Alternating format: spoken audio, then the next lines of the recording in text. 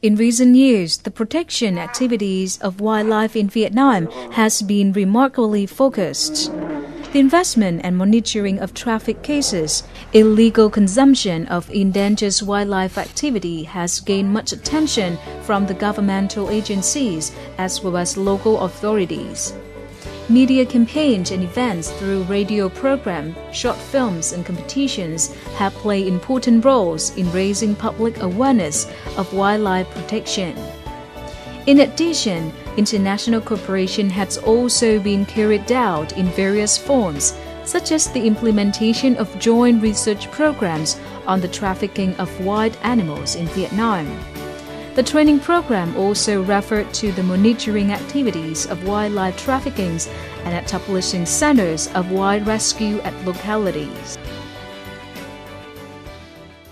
Khi mà nói về cái vấn đề bảo vệ động vật hoang dã thì rất nhiều người, thậm chí hoặc là các bạn trẻ mọi người cũng nghĩ rằng là cái việc bảo vệ động vật hoang dã thì thật ra có vẻ rất là khó khăn và có khi đấy là công việc của các nhà bảo tồn, những cái người như chúng tôi. Nhưng mà theo chúng tôi thì cái việc bảo vệ động vật hoang dã thì vô cùng đơn giản, bởi vì bản thân mỗi người chúng ta, việc mà chúng ta không tiêu thụ động vật hoang dã thôi thì đấy là một cái hành động để bảo vệ động vật hoang dã rồi.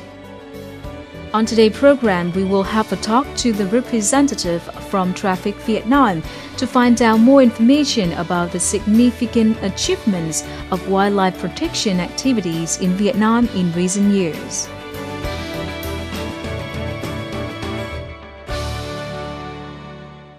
Hello and welcome to Sharing Vietnam on VTC10 Netviet.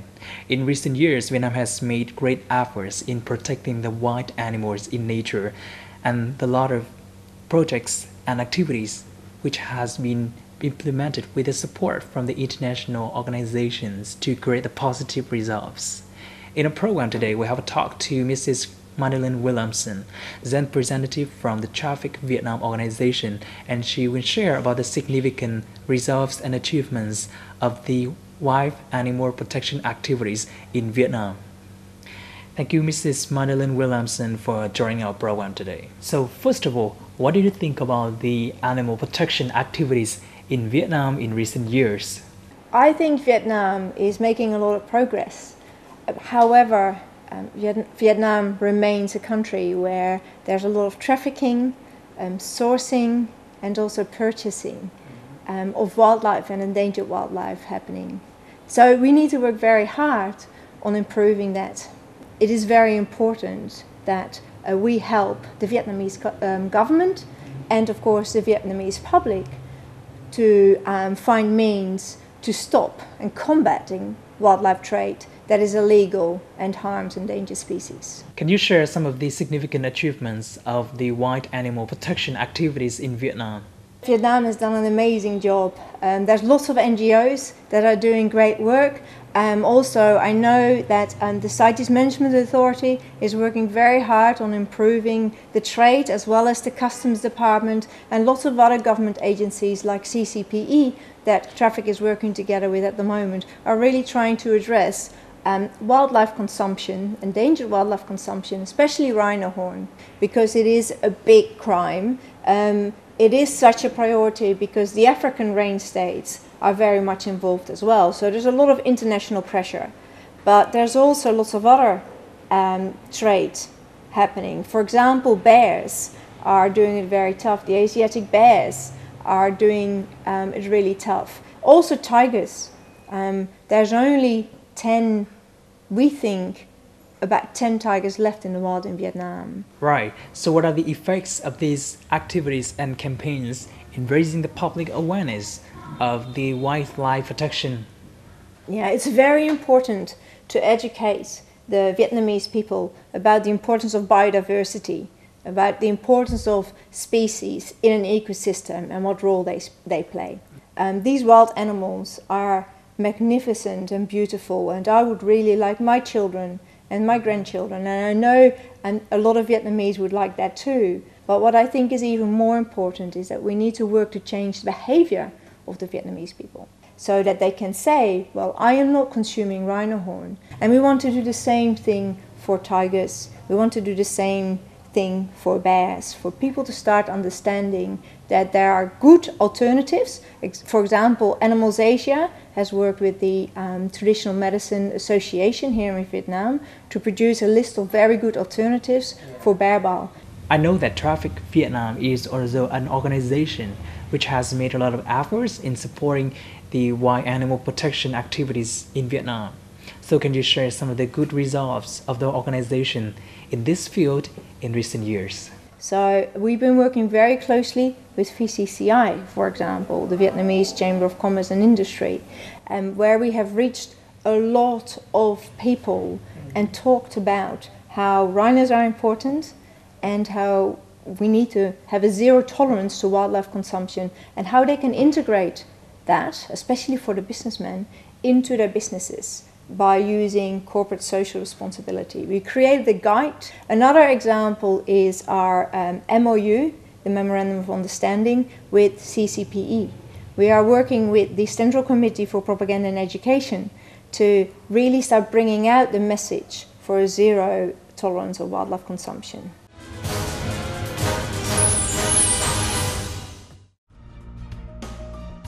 One of the outstanding campaigns in reducing rhino horns in Vietnam in 2015 is Chi, run by the Wildlife Trade Monitoring Network TRAFFIC Vietnam. The campaign Chi performed various new approaches through the use of multimedia communication channels such as billboard, digital signs, direct communication teams, business network events. According to a recent survey announced by the Convention on International Trade in Endangered Species CITES Vietnam, the demand for purchase and use of rhino horn in Vietnam has declined by 38%, and the number of people believe in the healing of the horn fell by 25.4% thanks to the propaganda campaigns to raise awareness of the society.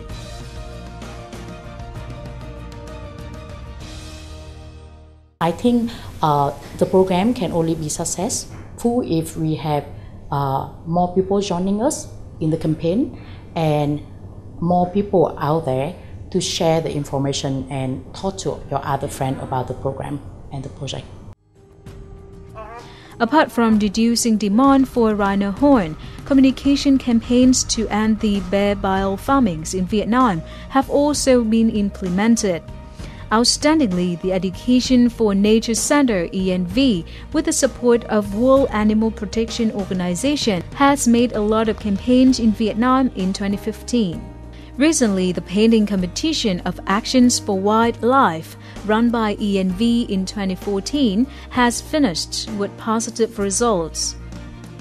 According to Vietnam's Ministry of Agriculture and Rural Development, by 2015, only 1,250 bears were captured across the country, showing the decrease of 72% compared to the one of 2005.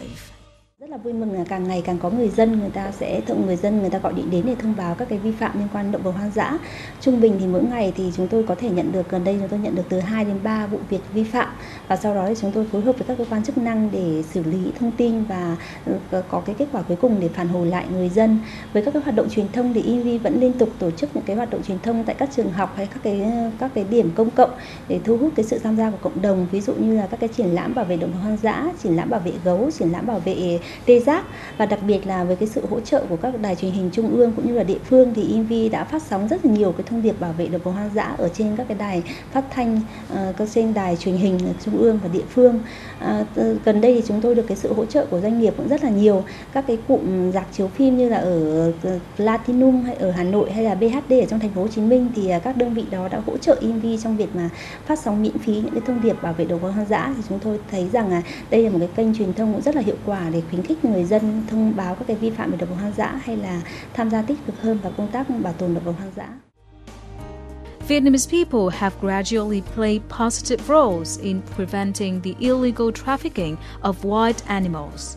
From 2005 until now, ENV has recorded nearly 8,500 wildlife violation cases, of which a lot of cases were reported by local people via hotlines. To prevent and terminate this issue, above all, we need the involvement of authorities in improving legislation and law, local and foreign corporate social responsibility, and the support of everyone in the society.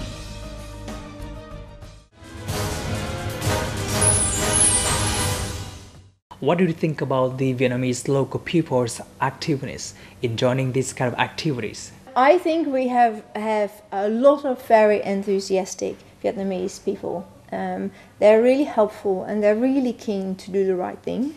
And I think the right thing is all about finding the strength from within and not succumb to peer pressure to, purchase rhino horn or to use bear bile, because some of these things are very integrated in a culture and are really important for people because it gives them status or a certain respect. So with the right partners, the right government partners, the right NGOs, we can really make a change.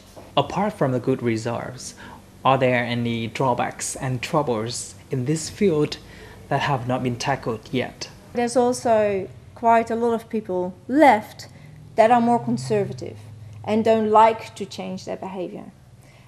So we really need the champions. And I think having people help us do that, having the people that are enthusiastic about protecting wildlife, and especially Vietnamese wildlife, such as the tigers and the bears.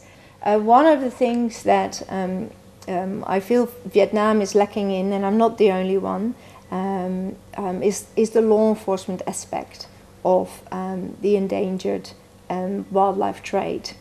However, we are working with the Vietnamese government and would continue to work with them in the future to try to address that and try to find ways to make law enforcement around the wildlife trade more effective.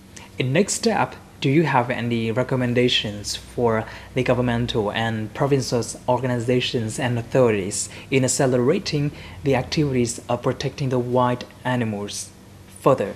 So I would like the government to, and they have a really good chance now with the revision of the penal code, to really address the wildlife trade issues and the legality around endangered wildlife consumption in the penal code. I would like them to really look at that. So, together with the Vietnamese government, trying to give them the right choices, get the law enforcement into place and much stronger, because it is unfortunately quite weak now, and work with the Vietnamese society, have champions popping up everywhere. We can really make a change for wildlife, not only for wildlife, but also climate change and other conservation issues. Okay, so can you share more about the activities at TRAFFIC Vietnam in supporting the wild animal protection activities in Vietnam in the future? Well, in the next coming months, we're full on working with VTC10 CCPE to deliver our behavior change activities to stop consumption for rhino horn, and we'll be coaching and mentoring different companies to start integrating corporate social responsibility for a zero tolerance to wildlife consumption. So that's really quite exciting. We're trying to train staff, trying to look at where the barriers are for them to implement their work and help them resolve those issues. Thank you, Mrs. MADELON WILLEMSEN, for joining our program today. And that is also the end of our program Sharing Vietnam. In our program today, we have given you a lot of information regarding to the significant achievements of the activities and campaigns in protecting the wild animals in Vietnam in recent years. And we do hope that there will be more campaigns and activities like this be implemented in the future to raise the public awareness towards this issue and protect the wild animals in the nature. For comments and feedbacks, please send it to sharingvietnam@netviet.net. Thank you so much for watching, and we'll see you again tomorrow.